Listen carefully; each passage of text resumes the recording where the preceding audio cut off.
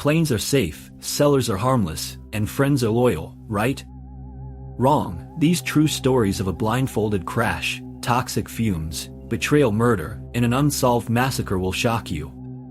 Imagine a pilot betting his life on a blind landing, a family suffocated by their own seller's fumes, a friend murdered by a betrayed confidant, or an entire family axed in their sleep with no killer caught.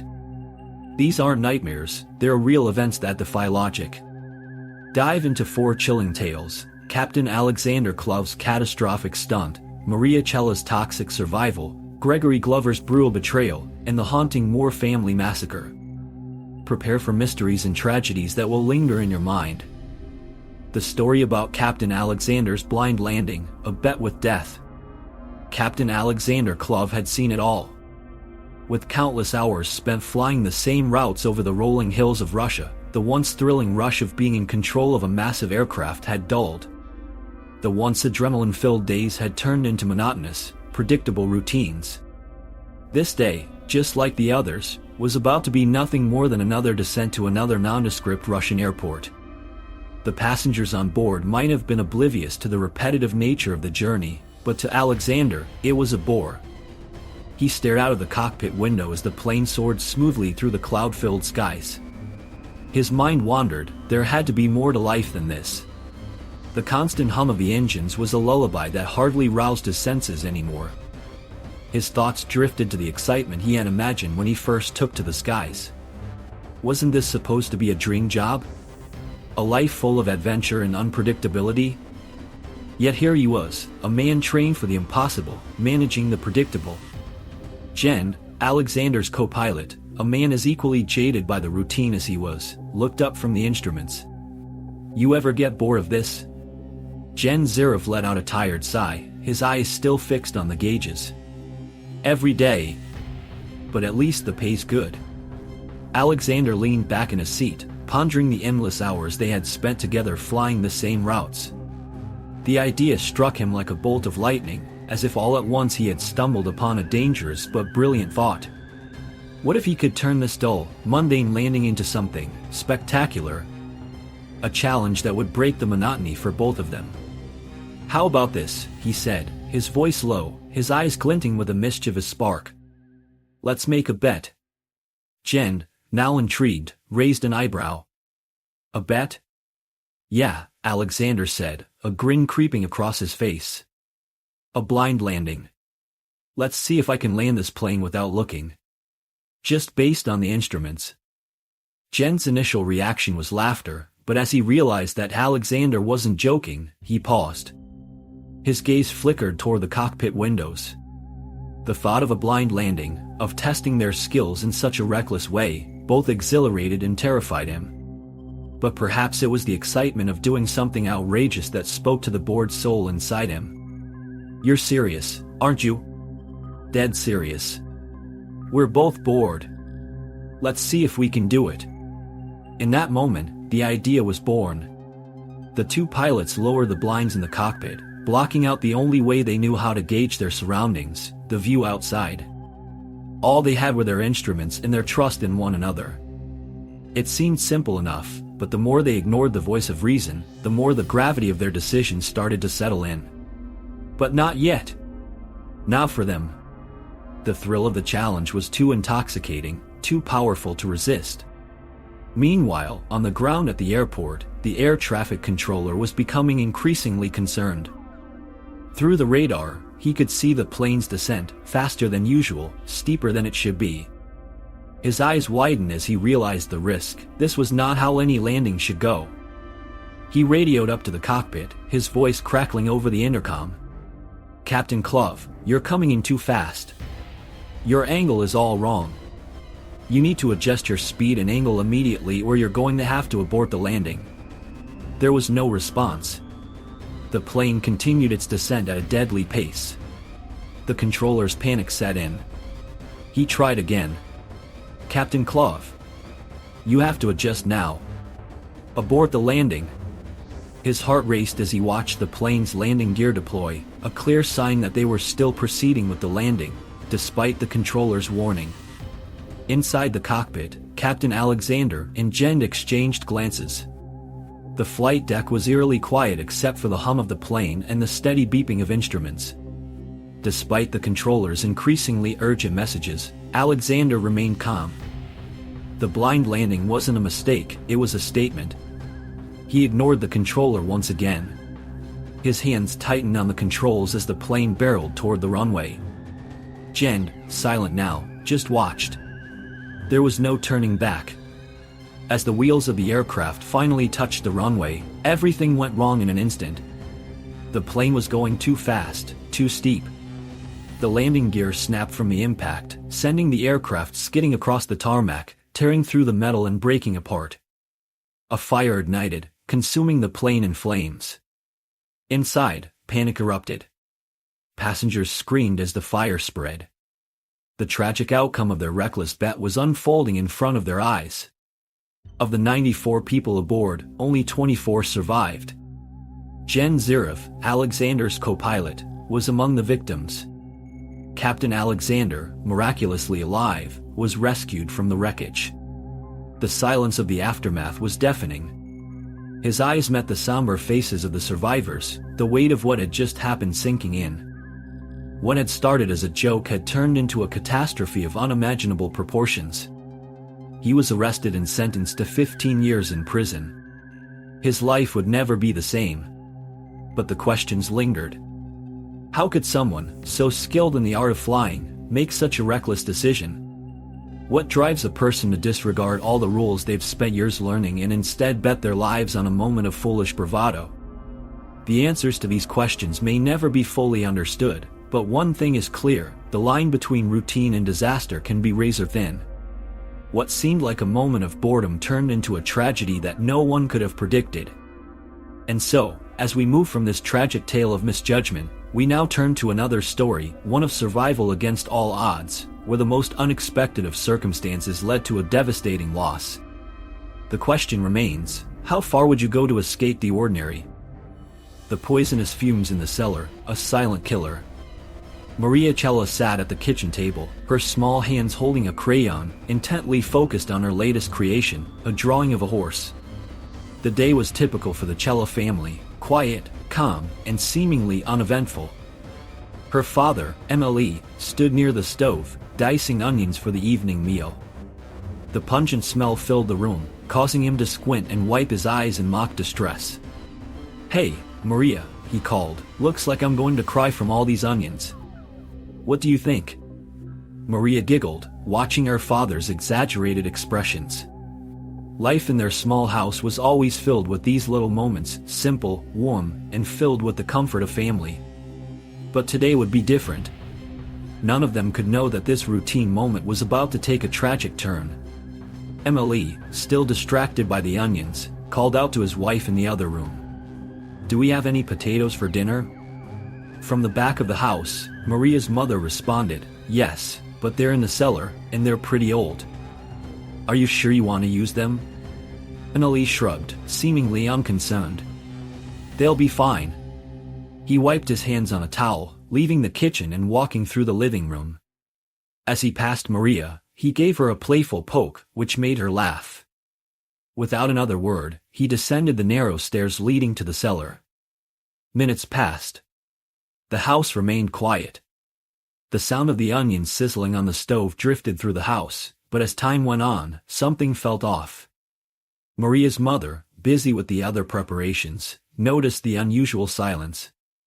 Emily must be taking longer than usual, she thought. She muttered to herself, irritated by the delay. "Emily, what's taking so long? We've got dinner to finish." She strode over to the cellar door, opening it with a huff. "Do we have potatoes or not?" she called down.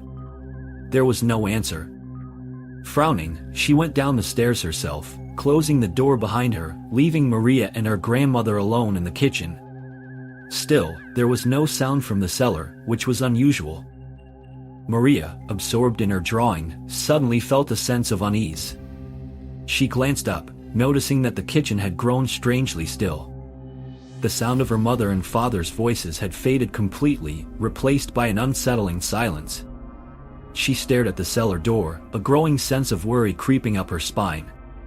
Her grandmother, who had been reading in the living room, noticed Maria's change in expression and stood up to check on her. She walked over to the cellar door, hesitated for a moment, and then called out, "Emily? Maria's mother? Are you down there?" But once again, the only response was silence. Something was wrong. The feeling in the house had shifted, and the once comfortable atmosphere had turned heavy. Maria's grandmother, who had always been the first to act in moments of uncertainty, looked toward Maria and then back to the cellar door. Her unease grew, and without another word, she opened the door and started down the stairs herself. Minutes passed before Maria's grandmother, now on the stairs, suddenly stopped. She heard what seemed like a faint thud, nothing loud enough to signal danger, but enough to give her pause. The silence that followed was unnerving. She called down, "Emily? Are you all right?" But there was no answer. Her pulse quickened as she listened. The air felt thick, suffocating almost. In a panic, Maria's grandmother returned to the kitchen and quickly dialed the neighbor. "Something's not right. I don't know what's going on, but could you come over? Please?" While they waited, Maria's grandmother paced the floor. Every minute felt like an eternity. Finally, when the neighbor arrived, she walked through the front door and immediately felt the tension in the air.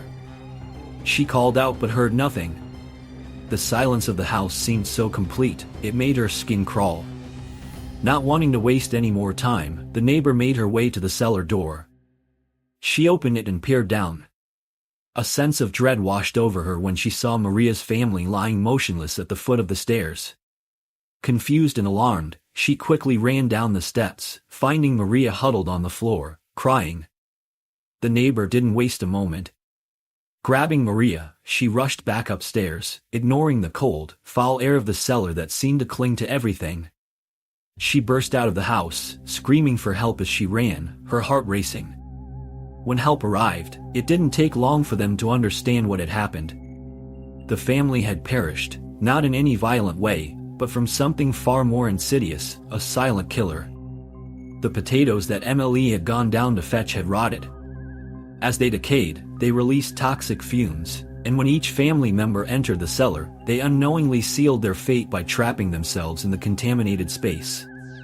Maria was the only one who survived.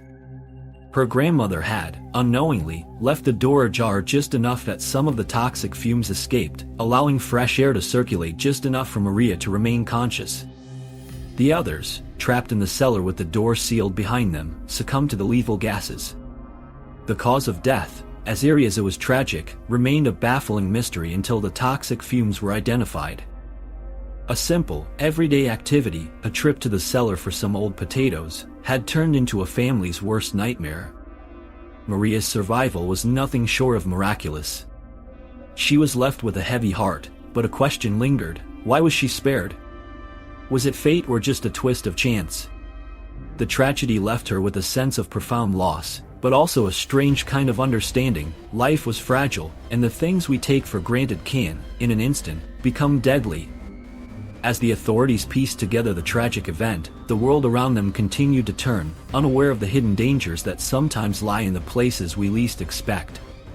The cellar that once stored food for a family was now a tomb, forever haunted by the toxic fumes that claimed the lives of those closest to Maria. As she grew older, the memories of that day would forever shape her understanding of life.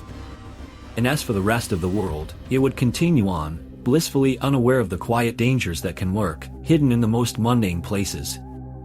The tragic murder of Gregory Glover, a betrayal of trust. Stephen Shapp sat in his car, staring out the windshield, his mind a chaotic whirl of emotions. The air outside was still, the world seeming quiet, but his thoughts screamed louder than ever.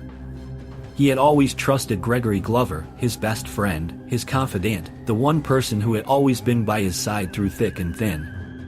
But everything had changed when Stephen discovered the unthinkable. Gregory, his closest friend, had been having an affair with his wife, Diane. The discovery was accidental, a chance glimpse of a message on Diane's phone. At first, he had thought he was imagining things, but as the pieces fell into place, the truth hit him like a freight train. The realization was like a sharp slap to the face. How could Gregory do this to him? How could Diane betray him in such a cruel, unimaginable way? The emotional betrayal tore at Stephen's soul. He felt sick to his stomach. His life, the trust he had built with both of them, had been shattered in an instant. The anger swelled inside him, and with it, a deep sense of humiliation and helplessness. The man who had once been his friend had now become his greatest enemy, and his wife, the woman he had loved, was no better. As the hours passed, Stephen's thoughts became darker, more distorted. He couldn't focus on anything else. His mind replayed images of the affair over and over again, each thought a stab to his heart. He needed answers, closure, something, anything, to make sense of this nightmare. But there was no escape from the truth. The only thing he could do was confront them, confront the people who had shattered his world. Stephen's emotional state deteriorated further as the day wore on. His mind raced, and his body felt like it was on fire. His thoughts were muddled with jealousy, anger, and a thirst for retribution. He had to make them pay. He didn't know how or when, but something had to be done. Around this time, he decided to go out to buy a gift for Diane, something he had been planning to get her for weeks. It was meant to be a symbol of their reconciliation, a token of the love he had always felt. But now, as he picked out the gift, everything felt wrong. The thought of giving it to her seemed absurd. How could he show love to someone who had betrayed him so deeply? But still, the gift was in his hands, and with it, a sense of finality began to take shape in his mind. His trip back home was a blur. The gift felt heavier with each passing minute, as if it carried the weight of everything he had lost. When he finally arrived, the house seemed eerily quiet, just as it had the night before. But this time, it was different. There was no comfort in the silence, only a suffocating tension. Diane was at home, and Gregory would be coming over soon. Stephen's heart raced at the thought. The confrontation would happen tonight, and there was no turning back. When Gregory arrived, Stephen felt a sudden surge of adrenaline. He locked eyes with him, and for a moment, it felt as though the world had stopped spinning. It was as if everything had led up to this one moment, the betrayal, the anger, the confusion, all culminating in this single encounter. Gregory, sensing the change in the atmosphere, looked uneasy. He tried to make small talk, but Stephen could barely hear him. His mind was focused solely on the pain that had built up inside him for weeks, and now it was ready to explode. The conversation shifted quickly, words exchanged in a blur of accusation and disbelief. The anger bubbled over, and before Stephen knew it, he was physically confronting Gregory. The fight, though brief, was violent, driven by a lifetime of trust now shattered by betrayal. As the altercation reached its peak, Stephen made a fateful decision. In the heat of the moment, Stephen grabbed a nearby object, an item that would end it all, Gregory's life. The brutal act was committed without a second thought, the rage and grief overwhelming his judgment. When it was over, Gregory lay motionless, a victim of his own actions, and Stephen stood frozen in horror at what he had just done. In the aftermath, the weight of his actions began to sink in. The adrenaline that had fueled him moments earlier was replaced by a deep, hollow emptiness. What had he done? What had this betrayal driven him to? As the authorities arrived, Stephen's world collapsed. He was arrested and charged with murder. The once peaceful life he had known was gone, replaced by the harsh reality of his crime. The legal consequences of his actions were swift. Stephen was sentenced to life in prison, a fate that seemed inevitable after what he had done. But as he sat in his cell, the true punishment had already begun. The shame, the guilt, the sorrow, it would haunt him for the rest of his life. There was no escape from what he had become, no redemption for the man he had once been. The tragedy of Gregory Glover's death was not just a story of betrayal, but a story of a man's emotional collapse, his actions fueled by overwhelming pain and the brutal consequences that followed. In the end, Stephen would have to live with the knowledge that the destruction of his own life had come from a betrayal that could never be undone. The friend he once trusted, the wife he once loved, both lost forever. The unsolved mystery of the Moore family massacre, a haunting crime. The night was still, with a heavy fog hanging over the quiet town of Villisca, Iowa. But inside the Moore family home, the air was thick with tension. It was June 9, 1912, a day that would become forever etched in the town's history for all the wrong reasons. The Moore family, parents Joe and Sarah, and their 4 children, along with 2 visiting children, were all tucked into their beds, seemingly unaware that their peaceful lives were about to be shattered in the most brutal of ways. The following morning, the house was found eerily silent. The usual bustle of a busy home was missing. When neighbors, concerned about the lack of activity, made their way to the Moore household, they were greeted with an unspeakable sight: the bodies of the entire family, murdered in their sleep. They were struck down with savage brutality, with the only clue left behind being an axe, discarded in the center of the room. The chilling stillness of the crime scene gave the town a sense of horror and disbelief that would linger for years to come. As the authorities began their investigation, they were immediately faced with the perplexing reality of a murder that left no clear suspect. The Moore family, like so many others in this small, tight-knit town, were well-liked, their lives seemingly full of promise and peace. How could anyone, let alone someone they knew, commit such a heinous act? The investigation into the Moore family massacre was slow to unfold. The sheriff's office was initially stumped by the lack of any physical evidence or eyewitnesses. There were no signs of forced entry, and nothing in the house appeared to have been stolen.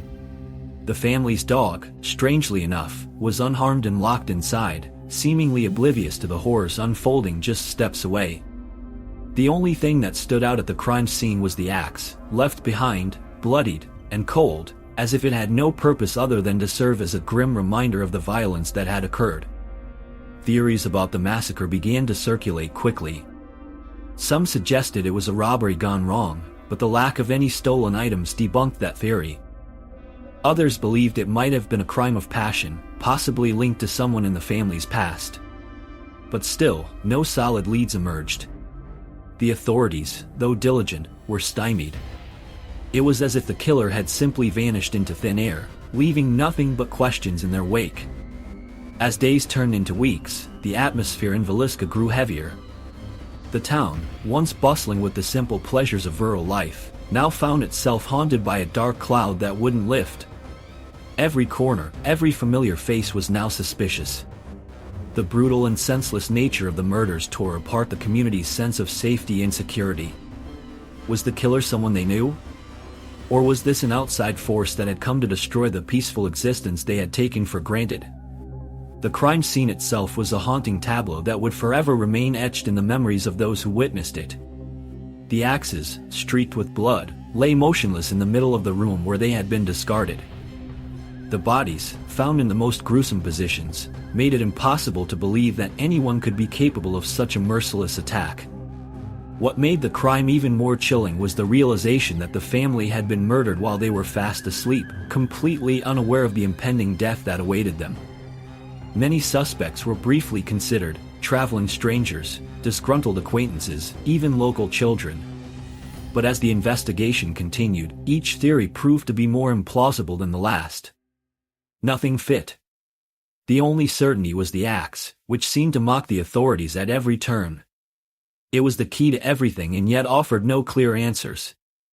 The weapon, discovered in the bedroom where the family had been slaughtered, was eerily untouched by time, as if it had been placed there to seal the tragic fate of the Moore family. Over the years, various people have been linked to the case, but no one has ever been definitively charged. Theories abound. Was it the work of a traveling axe murderer, or a deeply personal crime carried out by someone close to the family? One popular theory suggests that a man named Frank Jones, a wealthy local businessman, had a long-standing feud with Joe Moore and could have been motivated by revenge. It is said that Jones and Moore had an ongoing rivalry that escalated over the years. However, despite extensive investigations, no concrete evidence has ever surfaced to confirm any of the suspicions. Other theories have centered around the possibility of a wandering, deranged axe murderer who may have been responsible for multiple crimes in the area. Some speculate that the killer may have been a deeply disturbed individual who found it impossible to stop once they started.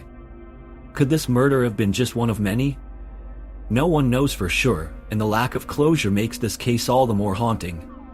The mystery remains unsolved, and with each passing year, the case grows colder. The axe, a symbol of the horror that occurred that fateful night, remains a central piece of the puzzle, but its significance continues to elude those who seek answers. The murders of the Moore family have become a chilling reminder of the darkness that can lurk in the most unsuspecting places. Today, the town of Villisca is still haunted by the memory of the tragedy. The house, now a museum, stands as a ghostly reminder of the night when a family's life was ripped away in a violent, senseless act.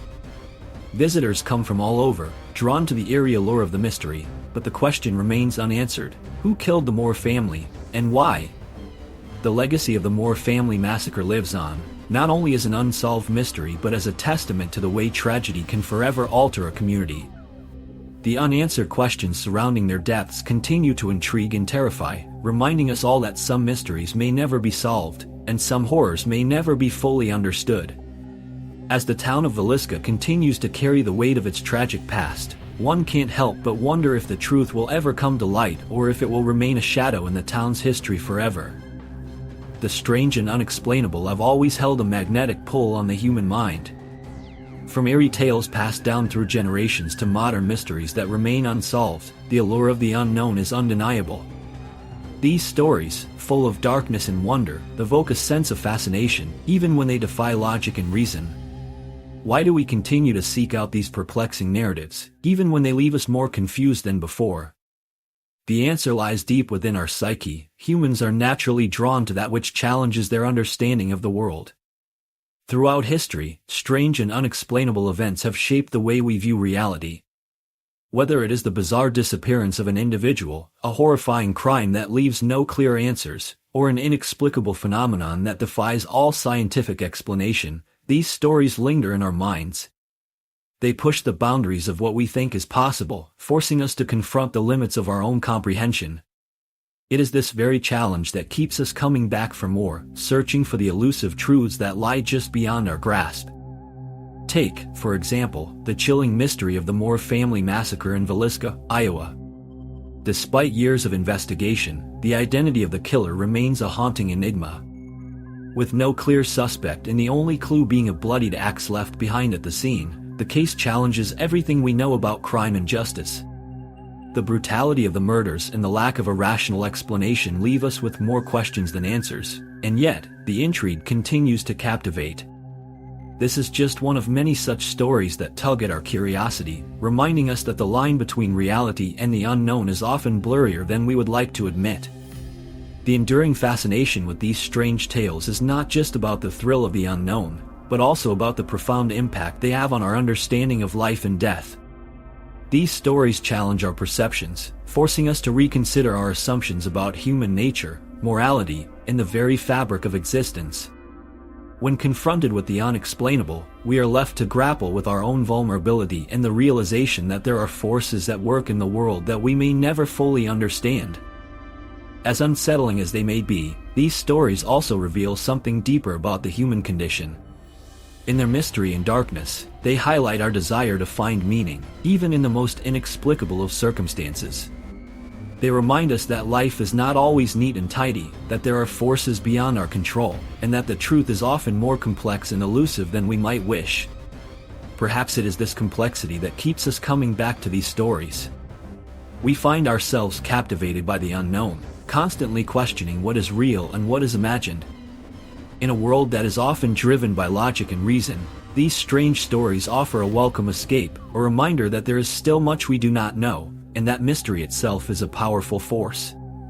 The more we learn, the more we realize how much remains out of our reach. If anything, these tales of mystery and intrigue remind us of the importance of curiosity.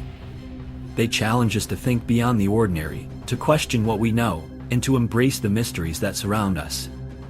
While we may never have all the answers, the pursuit of understanding is what keeps us moving forward. So, as we continue to explore the unexplainable, let us keep an open mind and remain unafraid to confront the unknown. If these stories have sparked your curiosity, there are many more out there waiting to be discovered. The world is full of unexplained phenomena, unsolved mysteries, and strange events that continue to defy explanation.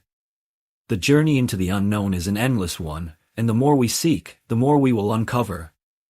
Keep exploring, keep questioning, and most importantly, keep seeking the stories that challenge our understanding of the world. In the end, it is our fascination with the strange, the bizarre, and the unexplainable that makes life so captivating. It is the mysteries that keep us engaged, that provoke our thoughts, and that remind us of the complexity of existence. So, the next time you come across a story that seems too bizarre to be true, remember that sometimes, the most intriguing truths are those that remain hidden, just waiting to be uncovered.